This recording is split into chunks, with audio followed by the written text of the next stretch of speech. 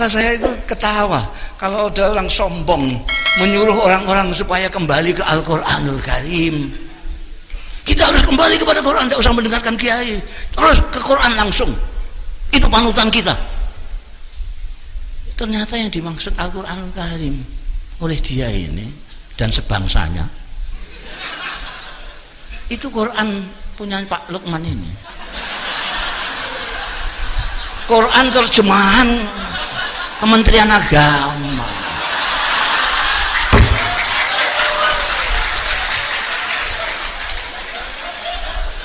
Udah bisa. Jangan terlalu sombong, kamu sendiri gak ngerti Quran kok ngajak orang awam untuk melihat Quran. Mbok yang tawaduk seperti ulama-ulama kita itu, Imam Syafi'i, santri-santrinya bikin buku pinter. Beliau-beliau yang melihat Quran, yang melihat sunnah hadis, lalu bikin untuk orang-orang awam yang tidak sempat atau tidak bisa membaca Quran dan hadis supaya bisa segera sholat, dibikinkanlah sulam safina, sulam taqib dan seterusnya. Ini lebih saya hargai daripada yang petentang suruh kembali ke Quran tapi tidak mau ngaji. Kalau benar konsekuen mengatakan kembali ke Quran, ya ngaji. Tidak bisa tidak bisa. Tidak ngaji, hanya mengandalkan Qurannya Pak Lukman, tidak bisa. Itu ada ilmunya, Al-Quran itu ada ilmunya banyak sekali. Banyak sekali. Ada ilmu bahasa Arab, lughah. Lughah ini ada gramatikanya, nahwu, sharaf. Ada balaghah. Balaghah ini ada badi, ada bayan, banyak sekali. Ada ilmu tafsir, ada, itu banyak sekali yang diperlukan untuk mengetahui bukan hanya isinya Al-Quran tapi keindahan Al-Quran. Kalau melihat Quran depak itu cuma mungkin ngerti satu persatu maknanya kalimat, pengertian secara utuh nonsen. Apalagi melihat keindahannya, belas. Makanya kalau kita lihat agamawan sekarang kok sangar-sangar karena tidak ngerti Quran. Lihat wajah beliau itu, apa ada yang sangar itu? Kalau ini masih ada lumayan lah yang sangar.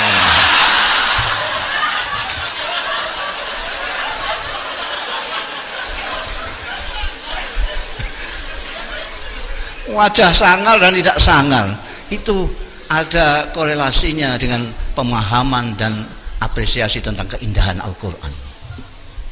Anda kalau tidak tahu keindahan Al-Quran, muka kamu mesti sangar. Pandainya soal agama sekalipun kayak apa. Jadi kiai-kiai pesantren sejak awal mempelajari ilmu-ilmu yang diajarkan di pesantren ini untuk mengapresiasi Al-Quran, untuk memahami Al-Quran dan memetik keindahan Al-Quran. Karena itu di pesantren tidak ada pengajaran tapi juga pendidikan. Diajar olah dengan taklim akal pikirannya, tapi oleh tarbiyah dan pendidikan dengan itu tadi yang disebut Pak Menteri sebagai rasa. Santri tidak hanya terpelajar, dia keluar harus menjadi orang yang terdidik, pintar tapi berakhlak. Karena apa? Sumbernya dari Al-Quran. Sampai nomor saya itu kadang-kadang sejengkel karena sombongnya itu. Kembali ke Quran, kembali ke Quran. Dan yang dijadikan rujukan itu Quran Kementerian Agama. Saya seringkali menyontohkan bahasa Arab saja, bahasa Arab, lughah saja. Belum kita bicara soal balaghah, bada', bayan, ma'ani. Dari lughah saja. Orang Arab mengatakan qoma zaidun. Sampai hitungi. Orang Arab mengatakan qoma zaidun. Orang Arab mengatakan zaidun qaimun. Orang Arab mengatakan zaidun qama. Orang Arab mengatakan Zaidun yakum. Orang Arab mengatakan inna Zaidan yakum. Orang Arab mengatakan inna Zaidan qaimun. Orang Arab mengatakan inna Zaidun qama. Orang Arab mengatakan kana Zaidun qaiman. Sudah berapa ini? Ini bisa Hamzah teruskan banyak sekali. Dan orang Indonesia hanya memaknainya dengan Zaidun berdiri.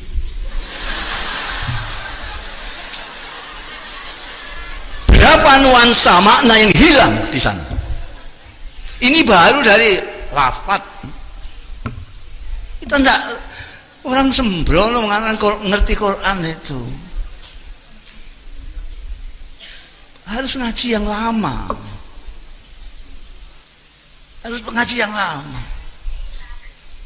Apa itu katanya alala tanalut itu ada terusnya yang lama itu apa namanya? Watuli zamani. Oh jadi Ustadz kemarin sore sudah ngajak orang kembali ke Quran. Ya asli gak ngerti Quran. Banyak yang harus kita pelajari. Itu ada sastrawan dari Mesir itu, Aku Irawan. Itu tidak berani dia bilang kembali ke Quran, tidak berani. Dia ngerti betul seberapa tingginya kesusahan Al-Quran itu oleh ahli bahasa Arab, oleh orang Arab sendiri yang ahli tentang syair maupun nafal, syair atau prosa. Itu sampai sekarang tidak ada. Tantangan Al-Quran sampai sekarang ini terbuka terus. Zaman milenial, zaman medsos, zaman apa namanya elektronik dan segala macam, zaman ilmu pengetahuan modern, ini masih terbuka. In kuntum fi raibin mimma nazal ala abdina faktu bi suratin min. Masih terbuka sekarang. Tidak ada. Terutama karena bagaimana membedakan antara nuansanya ini. Kalau orang yang nggak tahu, orang awam baca Quran ini kok pengulangan terus menerus saja. Ini Nabi Musa lagi, ini Nabi Musa lagi, ini Nabi. Mesti bingung dia, nggak ngerti sastra nggak apa. Mesti bingung. Ini maksudnya apa terus saja. Tapi kalau yang ngerti sastra dia tahu kenapa di sini diulang di sini pada waktu makomnya begini, kenapa ini di sini begini. Dan ini yang kemudian oleh kiai-kiai pesantren diajarkan sejak alatnya. Tujuan pertamanya adalah untuk mengapresiasi, memahami isi Al-Quran dan mengapresiasi keindahan Al-Quranul Karim. Itu awalnya. Maka tadi Kiai Azaim mengatakan bahwa kiai-kiai di sini sastrawan semua. Betul. Sastrawan semua. Mereka menguasai balaghah. Ilmu sastra mereka kuasai. Mungkin yang mereka tidak begitu kuasai adalah bahasa Indonesia. Makanya tadi syairnya saya nggak paham itu bahasa Perancis.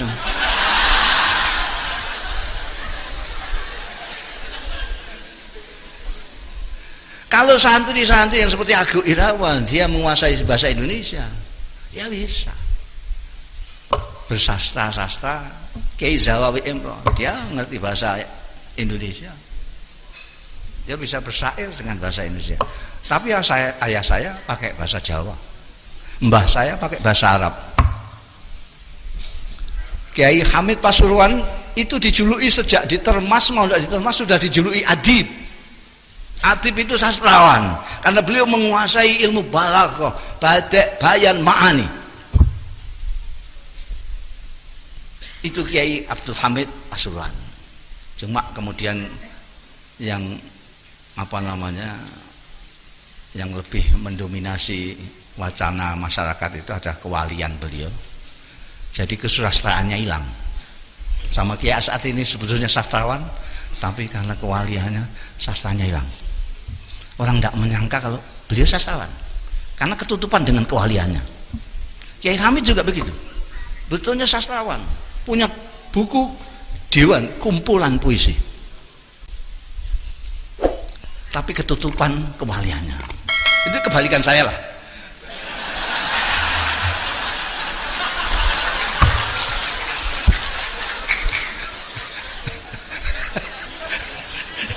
Saya baru separuh ngomong sampai sudah ketawa itu.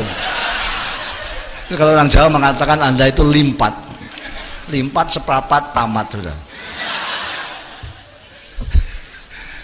Iya.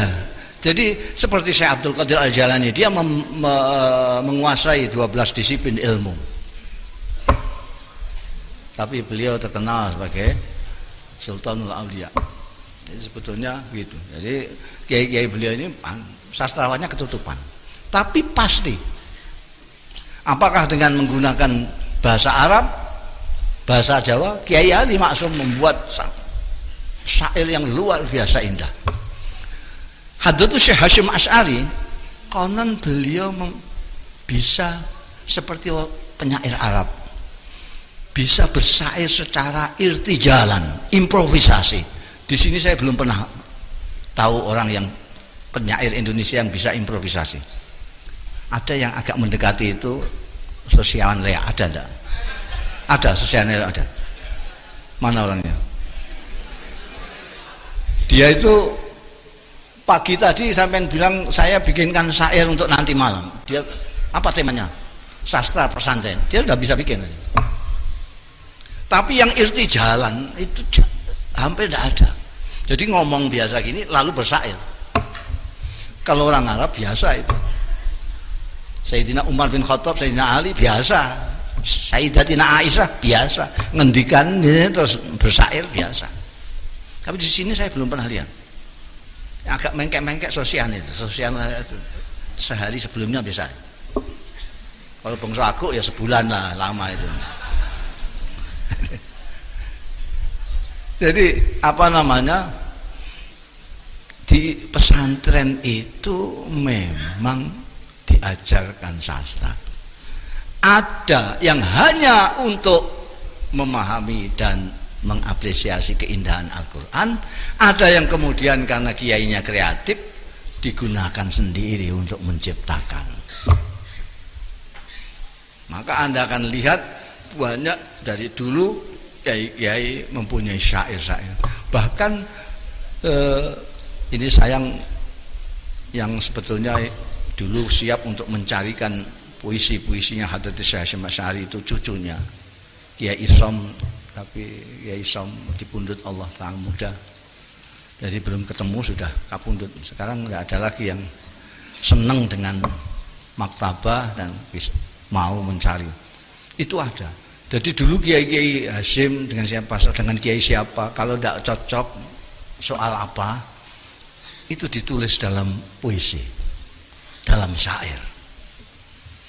Sehingga orang yang nggak ngerti sastra, hanya ngerti nahwu sorab bloko-bloko itu tidak akan paham. Santri-santri nggak paham kalau kiainya sedang bertengkar, berbeda pendapat, tidak tahu.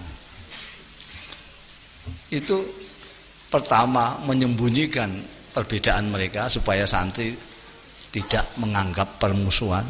Karena kadang-kadang kiai itu berbeda pendapat, santrinya menganggap bermusuhan. Saking hati-hatinya mereka lalu menggunakan syair. Pendapatku begini-begini, kalau pendapatmu begitu terserah kamu, tapi tunjukkan dalilmu. Itu pakai syair. Kalau sekarang kan enggak. Ini berkelahi, anak buahnya disuruh ikut-ikut berkelahi. Jadi sangat pas sekali seperti yang disebutkan oleh Pak Menteri tadi, bahwa muktamar ini muncul idenya dari pesantren.